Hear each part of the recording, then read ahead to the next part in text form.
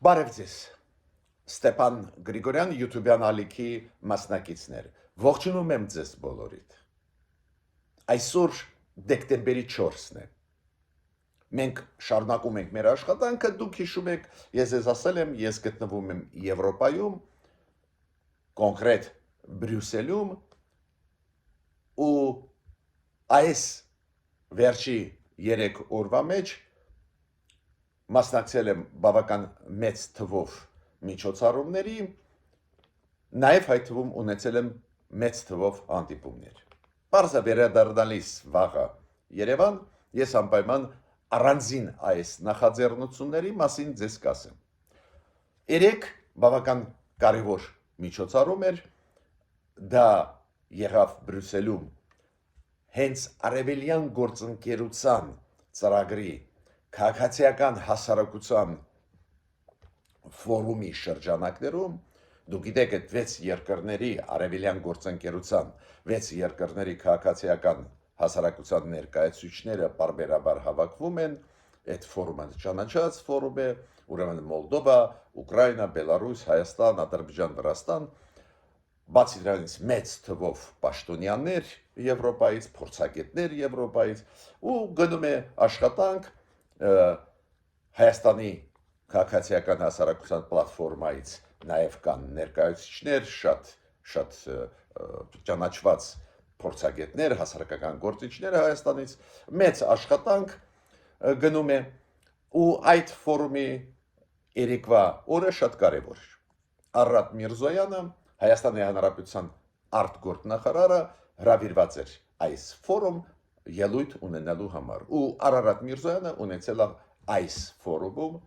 ելույթ։ Ես պետք է ասեմ, որ իմ կարծիքով շատ լավ հետաքրքիր ելույթ էր։ Պանելային նիստերից մեկում նաև ելույթ ունեցավ փոխարտգործնախարարը Վահան Կոստանյանը։ Ես կարծում եմ այսերի ակտիվ գործունեություն, որը ծավալում է Հայաստանը դրսում, աշխարհում, աշխարհի հետ անչափ կարևոր է եւ ողջունելի է, ու անպայման այսօր այս ելույթների մասին մի քանի խոսք ես կասեմ, այնտեղ շատ կարևոր դրույթներ կային, ու պետք է ասեմ, որ մեր ներկայացուցիչների, արտգործնախարարի,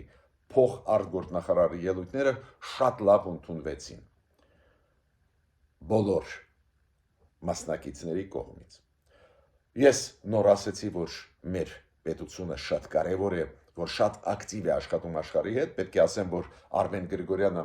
անվտանգության խորհրդի քարտուղարը Հայաստանի, ինքը մեկնում է Դոխա, Կատար, այնտեղ կլինի մեծ ֆորում, որտեղ որ ինքը ելույթ կունենա նույն պանելային նիստում Հիկմետ Գաջիևի հետ։ Հենց Վաշինգտոնյան պայմանավորվածությունների մասին։ Ուրեմն այս ելույթների Բրյուսելում Արարատ Միրզոյանի եւ Վահան Կոստանյանի անպայման ես այսօր կասեմ իմ ելույթից ժամանակ շատ ուշագրավ բաներ էին, շատ կարևոր մեսեջներ էին ուղարկված եվրոպացիներին ու արևելյան գործընկերության պետությունների քաղաքացիական հասարակության ճանաչված հայտնի փորձագետներին եւ հասարակական գործիչներին։ Պետք է ասեմ, որ կամաց կուլորային մասը բանակցությունների Պուտինի եւ Միացյալ Նահանգների ներկայացուցիչների միջև պարզվեց, որ Պուտինը իրանց պահեց ընդունարանում 3 ժամ, նոր հանդիպեց։ Պետք է ասեմ նաեւ, որ շատ կարևոր որոշում ընդունեց ՄԱԿ-ի գլխավոր ասամբլեան, բանաձև ընդունեց իօքուտ Ուկրաինայի, այդպես են պետությունները պաշտպանում իրանց շահերը, եղել են բանակցությունները բավական ծանր էին նաև Ուկրաինայի համար, բայց Ուկրաինան շարունակում է պայքարել իր շահերը առաջ տանել եւ մարտի դաշտում եւ միջազգային հարթակներում, այս ռեզոլյուցիան, որը ընդունվեց Ռուսաստանի դեմ ՄԱԿ-ի գլխավոր ասամբլեայում, անչափ կարևոր էր։ Ես պետք է ասեմ, որ շատ ճկուն քաղաքականություն է վարում Թուրքիան, ոնց ռեալ վերահսկում է հիմա Թուրքիան Սիրիան, խլեց Ռուսաստանից շատ նուրբ քաղաքականությամբ, հիմա Թուրքիան կարողանում է նաև Գազայում ուժեղացնել իր ներկայացությունը, քանի որ Գազայի հետ կապված դուք հիշում եք այդ Թրամփի ծրագրի մեջ նախատեսում է նաև միջ ազգային ուժեր տեղավորել, Թուրքիան ուզում է մտնել ու իր զորքերն էլ ուղարկել Գազա։ Ուրեմն խոսալու բաներ մենք այսօր ձեզ հետ ունենք շատ կարևոր Հայաստանի համար, մեր ժողովրդի համար, տարածաշրջանի համար եւ միջազգային հանրության համար։ Հիմա նայեք, ես նոր ասեցի, որ ՄԱԿ-ում բանաձև ընդունվեց իդեմս Ռուսաստանի, ինչի հետ էր կապված այդ բանաձևը ՄԱԿ-ում, ու բավական լավ ձայներով անցավ, քվեարկող պետություններից 91-ը կողմ էին, որ բանաձևը անցնի, այդ լավ ցուցանիշ է ՄԱԿ-ում քվեարկության ժամանակ, միայն 12-ը դեմ էին, այդ գիտեք, որ երկրներն են, պարզա Ռուսաստանն է, քանի որ բանաձևը իր դեմ է, ուղղված Ռուսաստանի դեմ, Բուրկինա Ֆասոն է, այս տիպի երկրներ, Հյուսիսային Կորեան, Բելարուսը, բայց 91 պետություններ կողմ, 57 ձեռնպահ։ Ինչի մասին է խոսքը, դուք գիտեք, որ մոտավորապես 20,000 երեխա Ռուսաստանը դուրս բերեց Ուկրաինայից, տարավ Ռուսաստան, այս ագրեսիայի ժամանակ, երբ ռուսական զորքերը մտան Դոնեցկ, Լուգանսկ, այդ մարզերը, 6 թվով երեխաներ իրանք անջատում էին իրենց ընտանիքներից, տանում էին Ռուսաստան, դրա դեմ կա որոշում, հիշում եք, միջազգային քրեական դատարանի, դա է պատճառը, որ Պուտինի դեմ գործ է հարուցված ու իրան պետք է ձերբակալել այս ՄԱԿ-ի քրեական դատարանի համաձայն, ու ստեղ շատ կարևոր է այդ քաղաքական որոշումը ՄԱԿ-ի գլխավոր ասամբլեայի, որ այդ երեխաները պետք է Ռուսաստանը վերադարձնի առանց նախապայմանների, անչափ կարևոր որոշում էր։ Մյուս ինֆորմացիան, որ նաև մեզ համար բոլորիս շատ կարևոր է, այդ պաշտոնական այցելությունը Էմանուել Մակրոնի Չինաստան, ու երեք բանակցություններից հետո պրես-կոնֆերանս էր Չինաստանի ղեկավար Սի Ցզինպինի եւ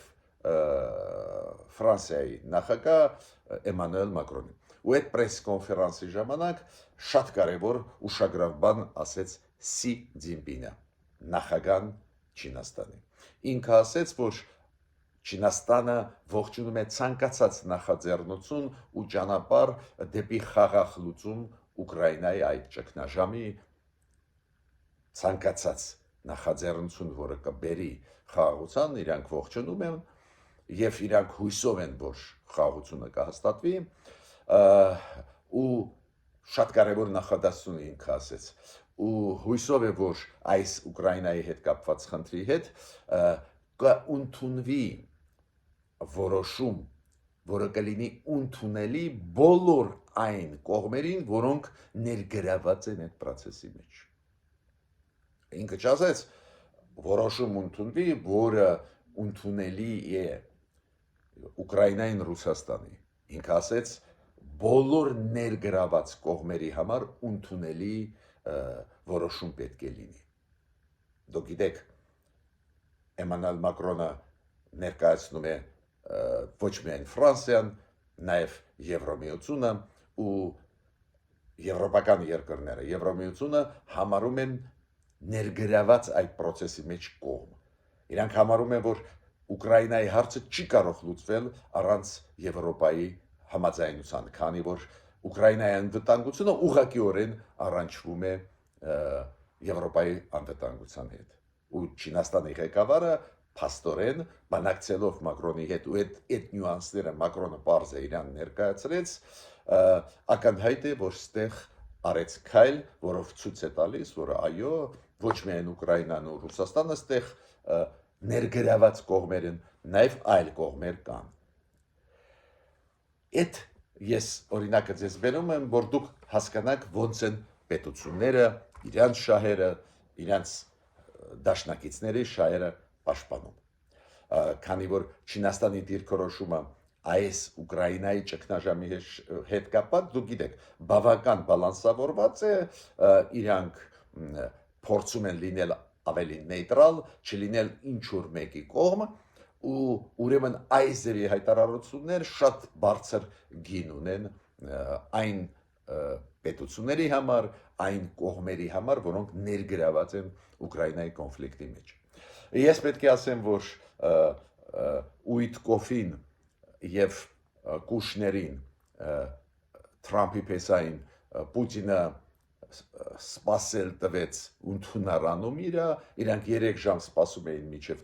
Պուտինը իրանց կընդունի, դա էլ ձևը նսեմացնել Ամերիկային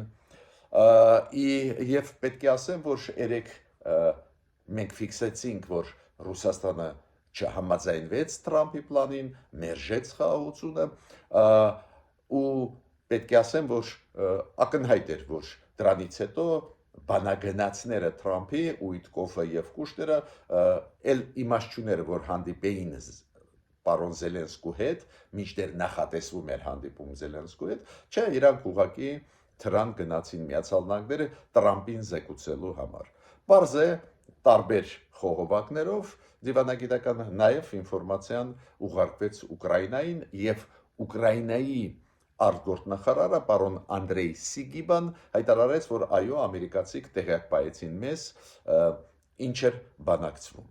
Անտոնիո Գուտերիշը պարզ է Ուկրաինայի կոնֆլիկտը համաշխարհային բնույթ է կրում, այն առումով, որ այս պատերազմը ազդում է ամբողջ աշխարհին, ազդում է կայունության վրա, ավելի ճիշտ ապակայունացնում է ամբողջ աշխարհը, ոչ միայն տարածաշրջանը, ոչ միայն վտանգ է Եվրոպայի համար, ու պարզ է Անտոնիո Գուտերիշը ՄԱԿ-ի գլխավոր քարտուղարը չէր կարող չարձագանքել այն process-ին, որը գնում էր Թրամփի այդ նոր ծրագրին, նո ինքը ասեց այն ինչի ես տեսնում եմ, պարոն Գուտերիշը ասեց, ցույց է տալիս, որ կողմերը շատ հեռու են կարգավորելու այդ կոնֆլիկտը, կողմերի դիրքորոշումները էականորեն տարբերվում են, ճիշտ է ասում։ Իմիջիալ ձեզ ասեմ, որ Ուկրաինայում անցկացվեցին վերջի ժամանակներս հարցումներ, շոշափելու համար տրամադրությունները մարդկանց, ոնց են վերաբերվում այդ բանակցային process-ին, ինչ են սպասում, ու շատ հասկանալի, շատ ստացվեց պատկեր։ Օրինակ, երբ որ Ուկրաինայի քաղաքացիներին հարցնում էին, այ եթե տարածքներ պետք է հանձնվեն Ռուսաստանի, դուք ոնց եք վերաբերվելու, ասենք հրաժարվել ինչ որ տարածքներից Ուկրաինայի, ինչը պահանջում է Ռուսաստանը։ Ուրեմն 76%-ից ավել ասեցին, որ իրենց համար դա անընդունելի է։ Անընդունելի է տարածքները նվիրել Ռուսաստանին, տալ Ռուսաստանին։ 78%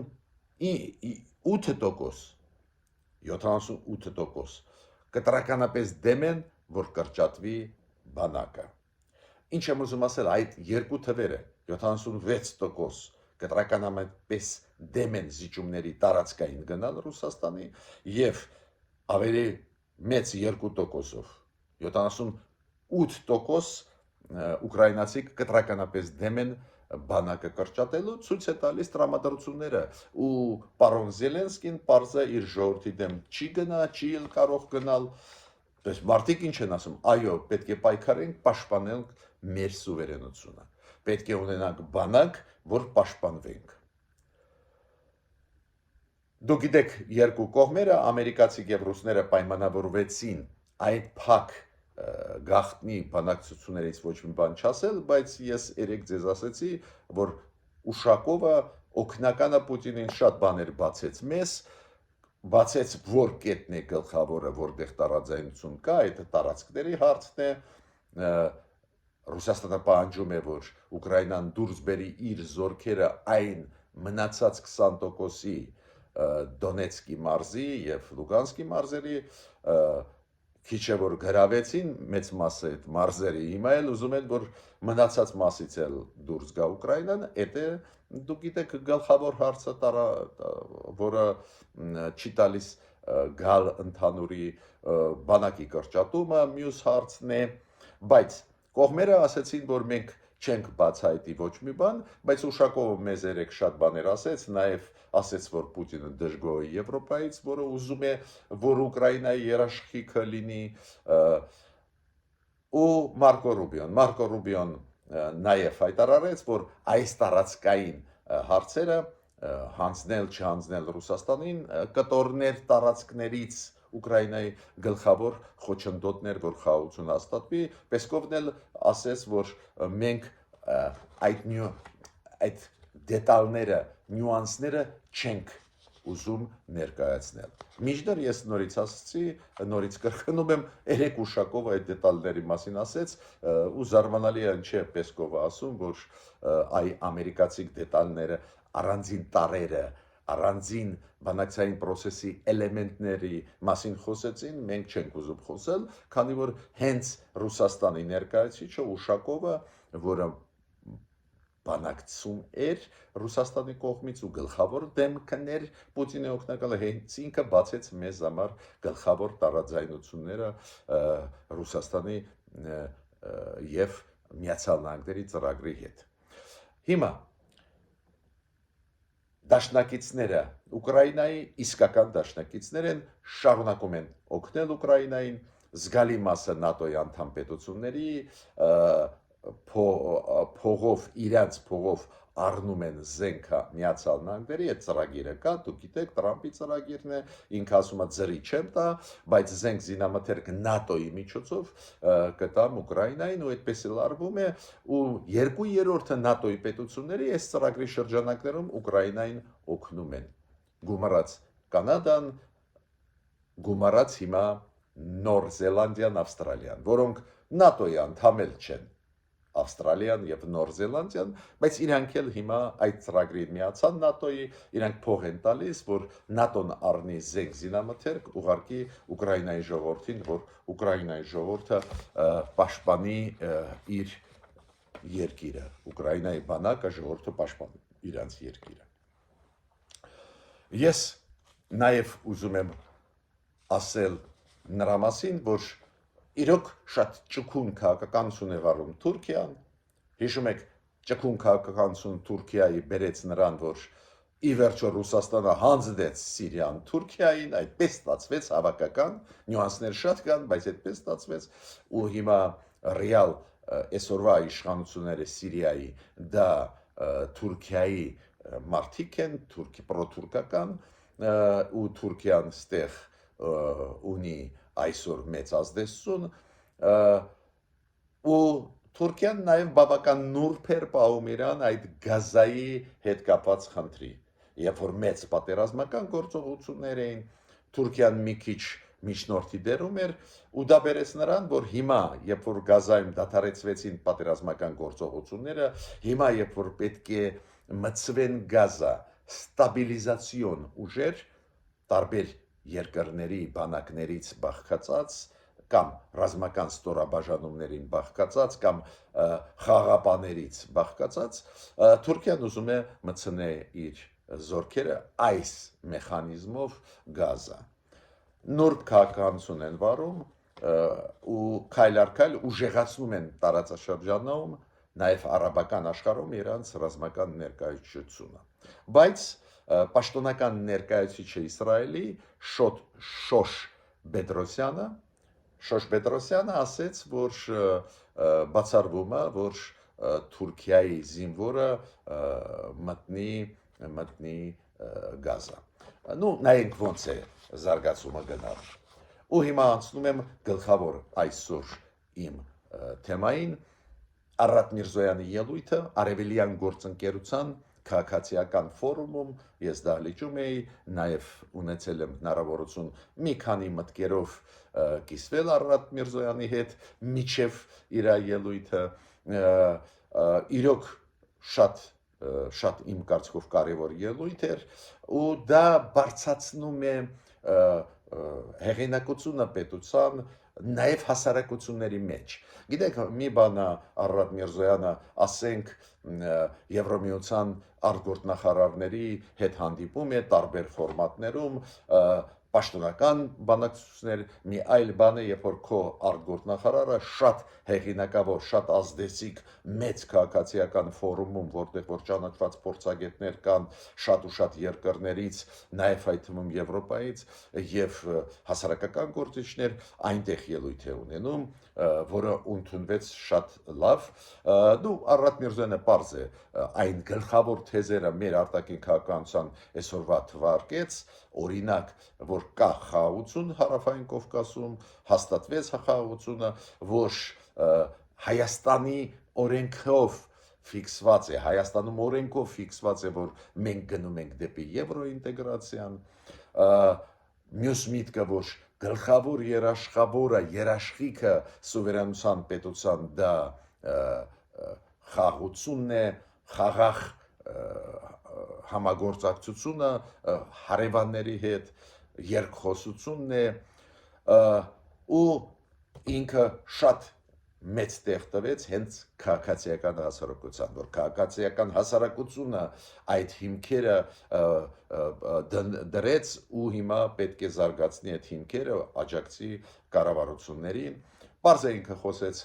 այն 3-4 օրվա կարևորագույն ստորագրված փաստաթղթերը այդ արդյունքները այդ բանակցությունների, որոնք եղան 3-4 օրը Բրյուսելում, հիշում եք Արարատ Միրզոյանը լրջագույն փաստաթղթեր ստորագրեց Կայա Կալասի հետ, Եվրոմիության արտգործնախարարի հետ, հիշում եք համագործակցություն տարբեր ոլորտներում, նաև այդ թվում անվտանգային ոլորտներում, պաշտպանության ոլորտներում այդ ծրագրերը, նաև որ ստորագրվեց փաստաթուղթը, որ մենք անցնում ենք Եվրոմիության հետ համագործակցության մեջ ռազմավարական մակարդակի, վիզա լիբերալիզացիայի հարցի մասին խոսեց։ Ինչ եմ ուզում ասել, նաև խոսեց Թրամփի ուղու ծրագրի մասին, նաև խոսեց Վաշինգտոնյան պայմանավորվածությունների մասին, մեծ թափ որ արավ, ասեց Ադրբեջանի եւ Հայաստանի դերի մասին այդ process-ում, ու մեծ տեղ տվեց իր ելույթում քաղաքացիական հասարակության դերի մասին այդ ամբողջ process-ում։ Պարզ է դա լավ ընդունվեց, պանդելային նիստերից մեկում Վագն Կոստանյանը խոսեց, որը նաև նշեց այս միջտարածաշրջանային կապը, համագործակցությունը, փոփոխությունները աշխարհում, որոնք պետք է հաշվի նստենք, Կենտրոնական Ասիա, Հարավային Կովկաս, այդ ծրագիրը Թուրքիան, դուրս գալ դեպի Եվրոպա, ու ճիշտը ձեզ ասեմ, պարզ է, ես շատ ուրախացած էի, որ ասենք այս կարևորագույն ֆորումում հասարակությունները տարբեր երկրների, առաջի հերթին այս 6 արևելյան գործընկերության երկրների բավական լավ ու ողջավորությամբ ընդունեցին այս ելույթները։ Ես ավարտեցի իմ ելույթը, խնդրում եմ բաժանորդագրվել, կիսվել, լայքել, այդ աշխատանքը մենք կշարունակենք սփյուռքայության համար, Հայաստանի Հանրապետության քաղաքացիների համար։ Մինչ նոր հանդիպումներ։